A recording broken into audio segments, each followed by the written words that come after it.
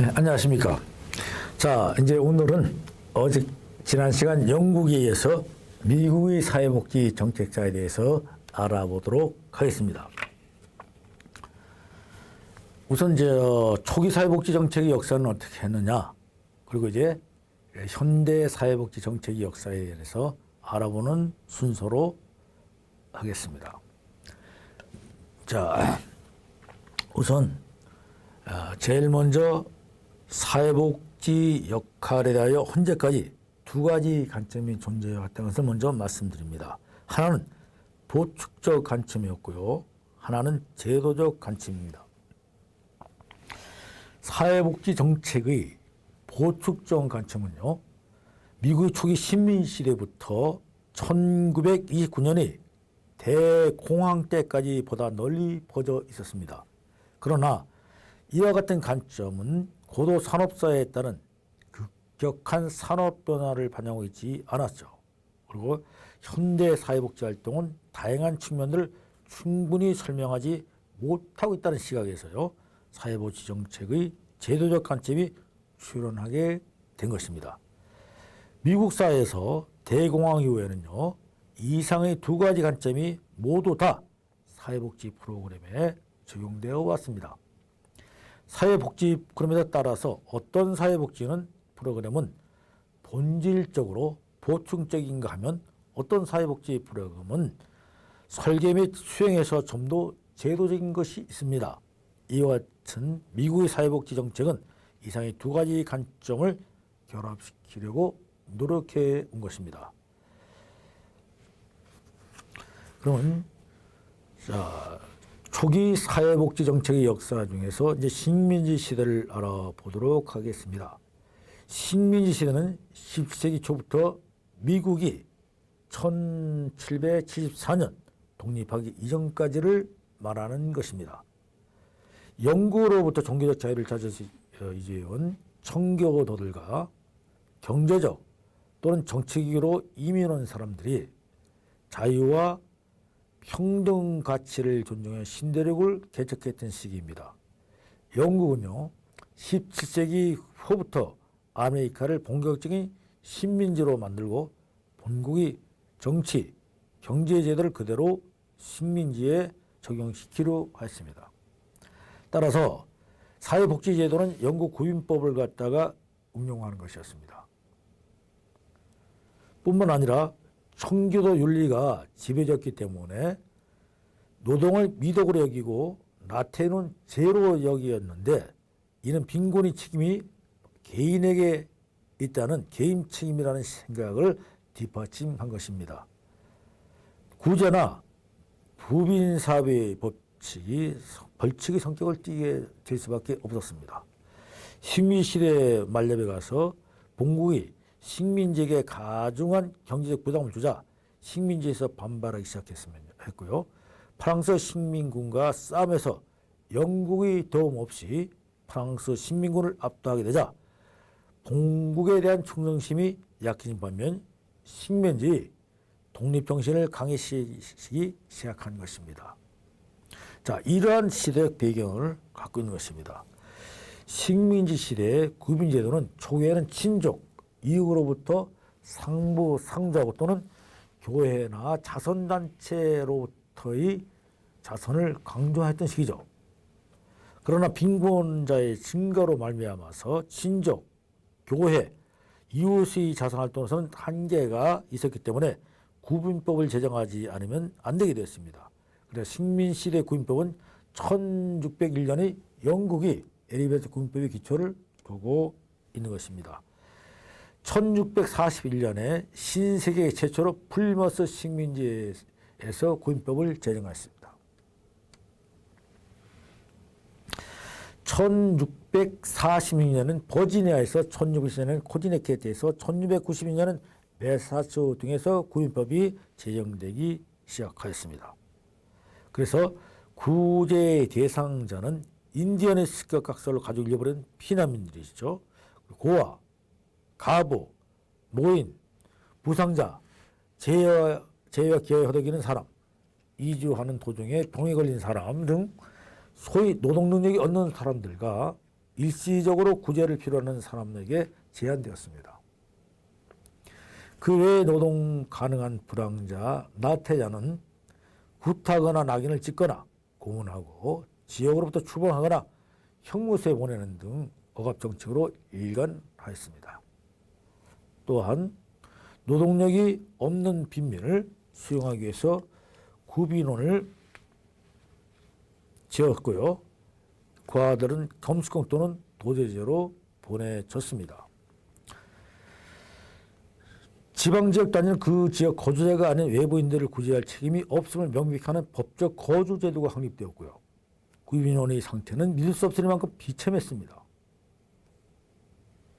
밀집과 낡은 간이 침대가 침상으로 간신히 난방이 되었을 뿐입니다.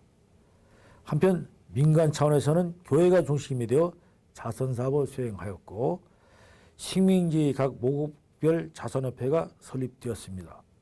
이와 같이 식민지 시대의 사회복지 정책은 영국 구빈원의 영향을 받았으며 사상적으로는 청교도들의 칼뱅주의 정신과 자유방임주의 사상 그리고 민주주의와 인도주의 정신이 뒷받침이 된 보충적 사회복지 정책으로 특징지어집니다.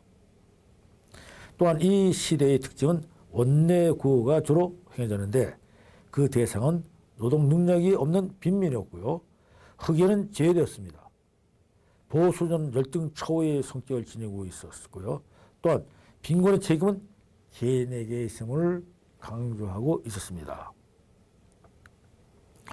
다음은 이제 국가 형성의 시대를 알아보겠습니다. 국가 형성 시대는 1774년부터 1860년입니다. 1774년에 미국이 독립된 해죠. 그 이후부터 약 한 190년 정도, 90년 정도가 세월을 걸리는데요.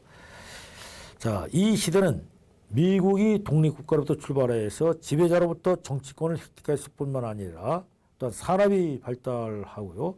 미국인의 국민의식이 뚜렷해지는 시기입니다. 1790년 최초의 연구조사가 실시됐을 때 미국 전체 인구가 약 400만 명도 채 안 됐었습니다.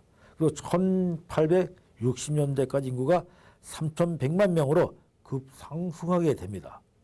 특히 이 시기에는 이민이 급증하였고요. 많은 미국인들의 서부로 전출하여 새로운 땅을 개척하기 시작합니다. 이 시기의 사회복지 정책의 특징은 벌칙적 제도가 그대로 존속되었는데요. 일부에서는 종교적이고 인도주의 입장에서 빈민들을 대해야 된다는 주장도 있긴 했으나 커다란 영향을 미치지 못하고 있었습니다. 이 시기의 중점적인 사상은 평등과 자유방임주의 사상입니다. 평등 사상에 따라서 누구나 열심히 노력만 하면 잘 살 수 있다고 생각했으며 따라서 개인 능력이 사회의 성패를 좌우한다고 생각하고 있었습니다.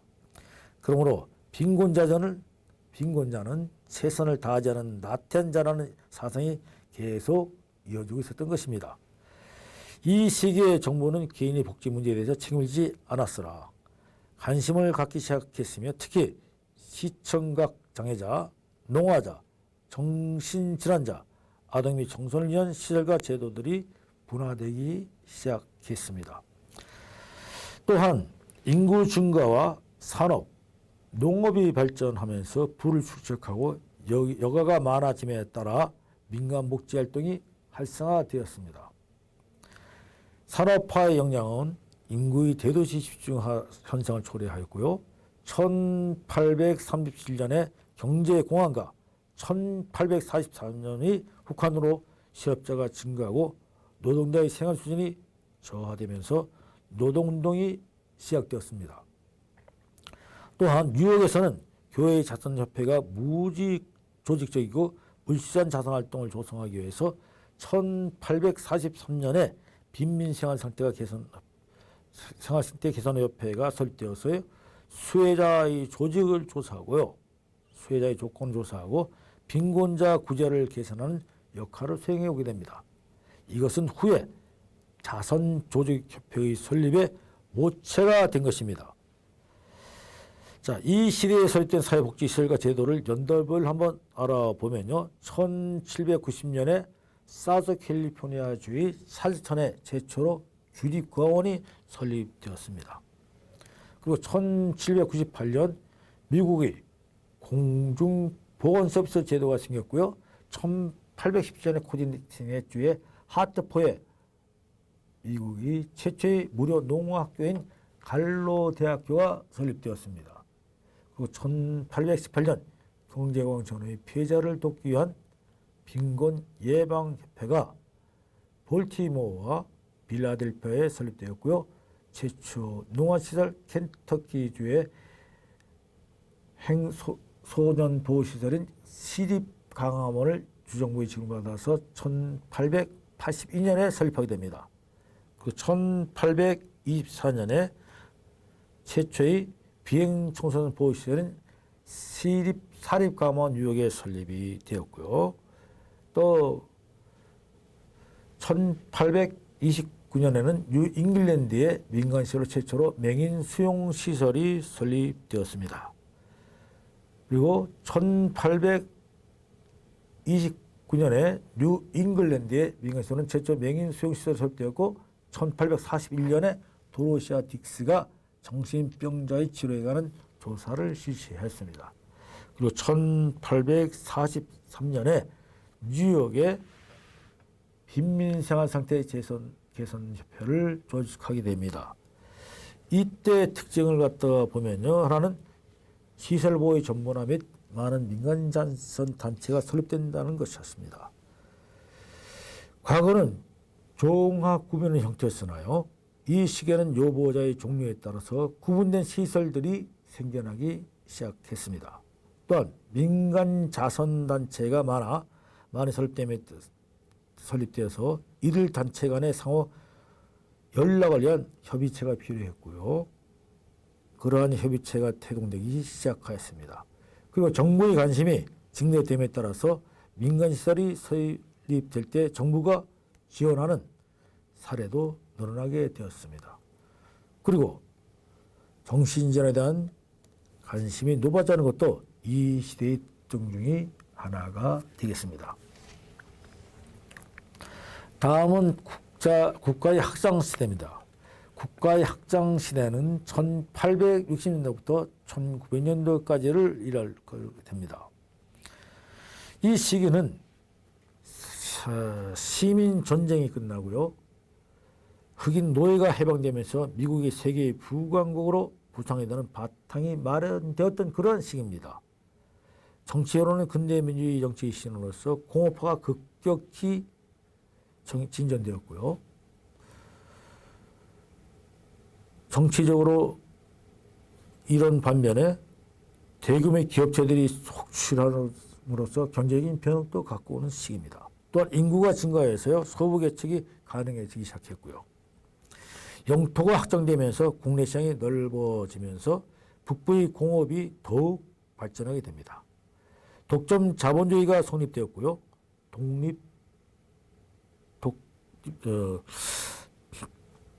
제2차 산업혁명이 두 차례 경제공화로 실업자가 늘어나기 시작한 것도 이 시기입니다.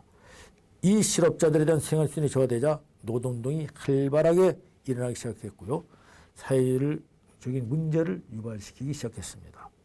뿐만 아니라 산업화가 인구 도시 집중을 가져와서 도시 지역에는 슬럼프 지역이 형성되기 시작했고 또 이는 새로운 도시 문제로 발전되었습니다.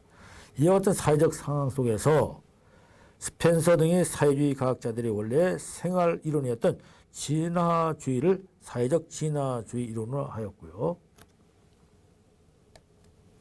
이를 소용한 자유방임주의라는 미국의 지배적인 사회 사상으로 등장하였습니다. 사회적 진화주의자들은 동물 세계의 적자 생존이 인간 사회에서도 진보와 발전을 위해 필수적이라 생각하는 것입니다. 따라서 자유방임주의는 사회복지를 매우 제한적인 자선행위로 개념화하면서 정부에서 제공하는 공적인 구호를 맹렬히 비난하기 시작합니다. 사회적 진화자들은 오직 민간 차원에서 자선만이 사회적 과정을 도와주며 공적이고 제도적인 자산은 이런 반대의 결과를 가져온다고 한 것입니다. 자, 이 시대 할 문제 해결에서요. 자선 조직 활동과 인바 사업이 등장하는 계기를 갖다가 마련해주는 시기였습니다. 당시 대량의 실업 빈민은 공적 구호가 소극적이고 미흡했다고 생각했었죠. 자, 거틴 목사가 1877년에 미국 최초로 버펄로의 자선조직협회를 창립하게 됩니다. 그리고 1882년까지 미국 내 22개의 자선조직협회가 설립되거나 조사됐고 등록하고 협동우회 방문원의 원칙에 따라 활동했습니다. 빈곤은 빈곤자에 대한 고품의 분배가 아니라 대한 개인적인 재화를 통해서 해결될 수 있다고 보았습니다. 스탠드 코이트가 1887년에 뉴욕의 인보잡을 최초 설립하였고요. 1889년에 제인 애덤스와 엘리스타가 시카고의 헐 하우스를 설립하였습니다. 자, 요 내용들이 세부적인 것은 우리가 전과 시간을 통해서 설명을 하게 됩니다.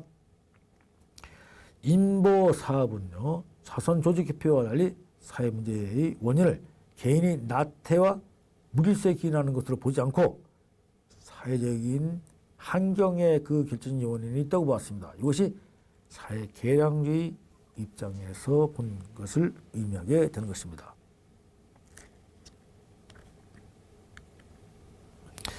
자, 다음은 진보 시대입니다. 1900년도부터 1929년도까지입니다.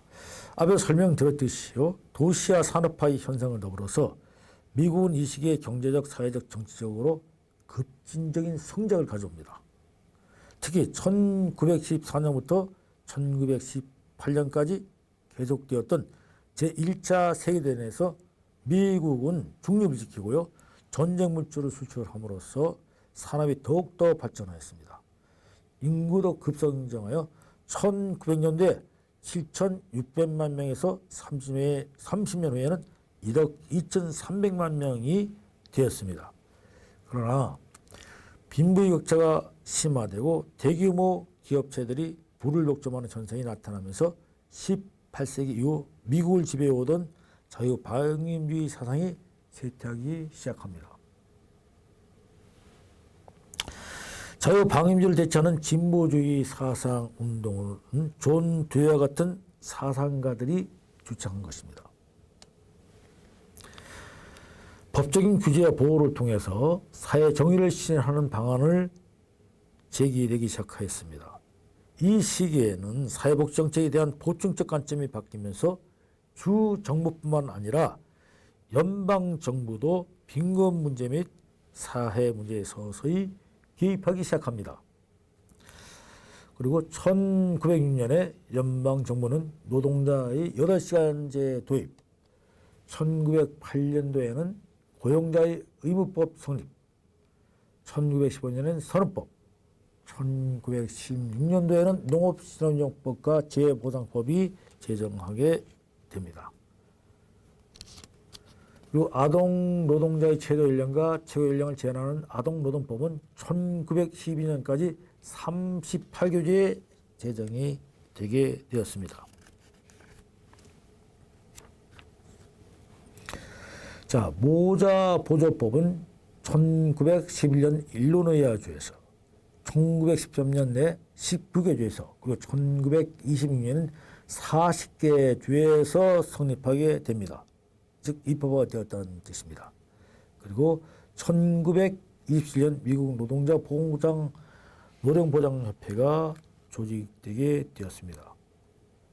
이러한 변화가 일어난 이면에는 구란 민간부분의 책임이라기보다는 공공부분의 책임이라는 인식이 강해졌고요. 구호 욕구는 민간 자원으로서 충족시킬 수 없을 만큼 늘어났으며 공공기관도 민간기관 못지않게 효율적 또는 과학적으로 빈곤 및 사회문제에 대처할 수 있다는 인식이 저변에 깔려 있는 것을 의미합니다. 또한 이 시기에는 공공 또는 민간 사회복지시설 및 기관이 증감에 따라서 여기서 일하는 유급 사회복지사가 급속하게 증가했습니다. 유급 사회복지사요. 크게 증가되었고요. 그들 대부분은 중산계층 출신이 보수 주의자들이었습니다. 그리고 전문 사회복지사의 수요가 증대함에 따라서 전문 교육기관인 등장하기 시작했는데요. 각종 전문직 단체가 설립되면서 미국의 전문 사회사업도 정착 단계에 이르게 됩니다. 자, 그럼 이제 진보 시대를 지나고요. 이제 현대사의 사회복지 정책에 관해서 알아보도록 하겠습니다. 자, 1930년대는 잘 알려진 바와 같이 대공황과 뉴딜 정책이 시작된 그러한 시기입니다. 여러분들이 1929년도에 세계적인 대공황이 있었다고 여러분들 공부를 하셨죠. 자, 대공황은요, 미국 경제 전반적인 신용 구조를 파괴시켰습니다. 뿐만 아니라 실업을 증가시켰고요, 소득을 격감시키는 그런 시기입니다. 이와 같이 경제 파탄은 특히 중산계층에서 치명적인 위기를 안겨주었고요. 빈곤에 대한 새로운 관점을 갖게 되었습니다. 비록 진보시대를 가져오면서 빈곤의 원인을 개인적 성격의 결함에서 찾는 자유방임주의가 공격을 받고 쇠퇴하였지만 자유방임 사상이 뿌리쳐 흔들리는 계기가 된 것은 대공황 때문입니다. 개인의 통제를 벗어난 상황과 사건들로 개인이 불행해지거나 가난해질 수 있다는 생각을 갖게 되면서 사람들이 빈곤 또는 실업의 원인을 개인의 결함에서가 아니라 사회 구조의 결함에서 찾게 되었습니다. 따라서 사람들은 경제 침체를 극복하고 공황으로 빈곤해진 사람들을 위한 어떠한 극적인 조치를 기대하였습니다. 그러나 후보 대통령은 경제회복에 대한 지나친 낙관 및 자유방임주의에 대한 신념 때문에 영만 정부의 개입이 소극적이었습니다. 그 결과 경제 회복은 되지 않고 더 침체되어만 갔던 것입니다. 이와 같은 상황에 후보 대통령의 후임으로 루스벨트 대통령이 취임합니다. 루스벨트 대통령은 사회복지에 대한 연방정부의 개입이 기대되었고 뉴딜 정책이라는 대담한 정책을 펴나가기 시작합니다. 그는 실업자를 위한 지출과 공공사업을 옹호하였습니다. 뉴딜 정책을 지탱하는 철학은 연방정부는 복지를 민간 부분에만 의존하는 보축적 관점으로부터 탈피해서 제도적 관점에서 공공복지에 더 많은 투자를 해야 한다는 것이었습니다. 루스벨트는 개인의 성격 결함 때문에 성격 결함은 더 이상 빈곤의 원인이 아니기 때문에 경제적 고통받는 사람들의 질병적인 아닌 인간적으로 다뤄야 한다고 믿었던 것입니다. 그래서 뉴딜 정책과 여러 가지 노동 입법, 영부원 정부가 주는 경제보장제도의 수립, 그리고 1935년 루스벨트 대통령이 선포한 차제보장법이 제정되었습니다.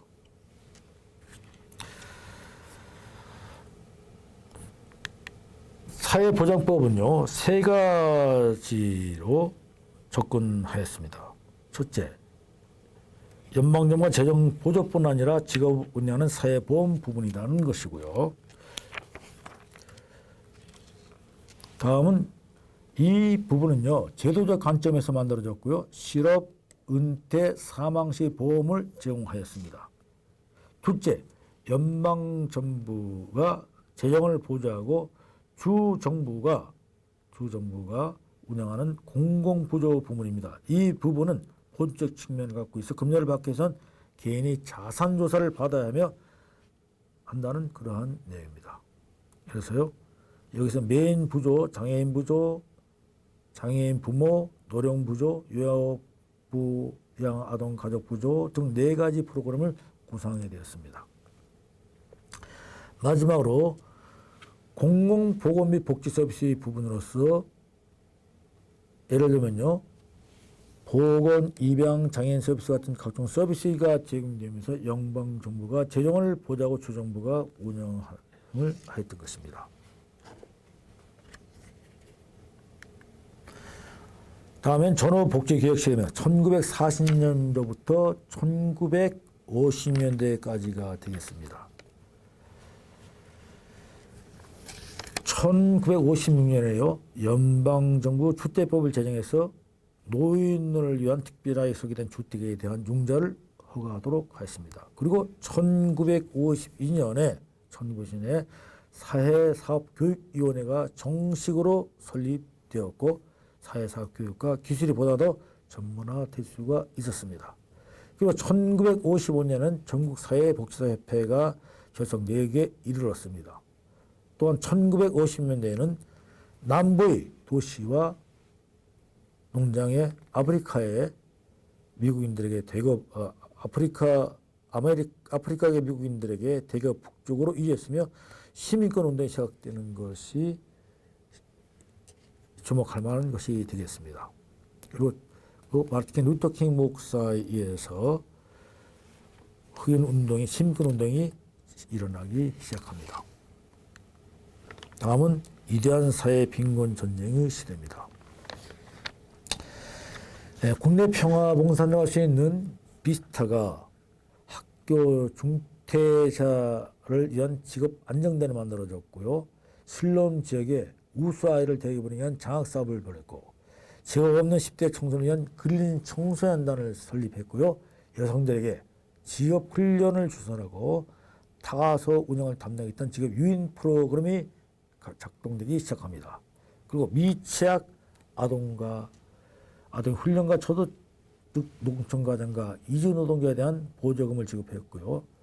이를 제공하는 헬스타 프로그램이 작동되었습니다.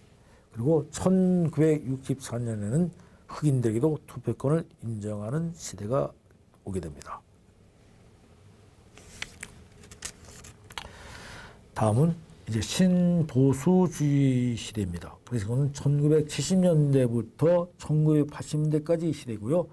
1980년대 변화의 내용을 보겠습니다. 이때 세금은 개인 모두에게 대폭 감축시켜줍니다. 그리고 군사비는 대폭 증가되는데 이로 인해 미 군사력이 강화되고 세계의 경찰 국가로 우뚝 서게 됩니다. 사회적 프로그램 비용이 대폭 감축되는 그러한 변화를 가져오게 됩니다.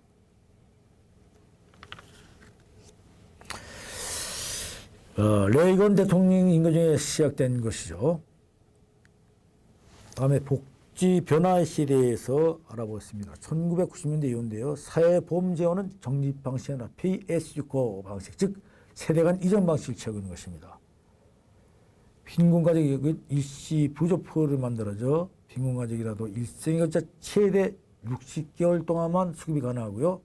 시민권자가 아닌 경우에는 보충소득보장식품권 그리고 의료보호 혜택을 받지 못하게 되었습니다.